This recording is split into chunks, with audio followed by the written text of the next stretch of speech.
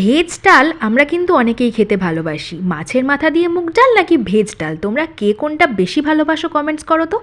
আমার কিন্তু এই ভেজ ডালটা বেশি ভালো লাগে, যাতে অনেক রকমের সবজি থাকে, পনির থাকে, কাজু কিশমিশ সব থাকে। তো মা দেখলাম ডালটা সেদ্ধ করে ওটাতে নুন হলুদ দিয়ে কাটা দিয়ে দিল, আর তারপরে সবজি দিয়ে দিল। সবজির মধ্যে ছিল হচ্ছে বিনস, গাজর, ক্যাপসিকাম।